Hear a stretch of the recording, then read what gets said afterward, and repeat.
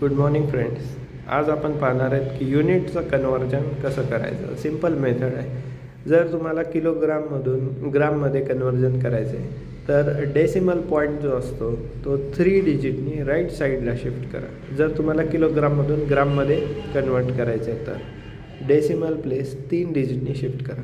जर तुम्हाला ग्राममधून किलोग्राममध्ये कन्वर्जन करायचं आहे तर डेसिमल प्लेस ही 3 डिजिटनं लेफ्ट साईडला शिफ्ट करा. सिमिलरली जर तुम्हाला रुपीजचं कन्वर्जन पैसेमध्ये करायचं आहे तर डेसिमल पॉईंट हा 2 डिजिटनी राईट साईडला शिफ्ट करा.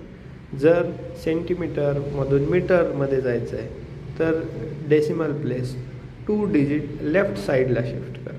तर तुम्हाला जर सेंटीमीटरमधून मिलीमीटर करायचं आहे तर 1 डिजिट राईट साईड आणि मिलीमीटरमधून सेंटीमीटरमधून जाताना 1 डिजिट लेफ्ट असं तुम्ही शिफ्ट करू.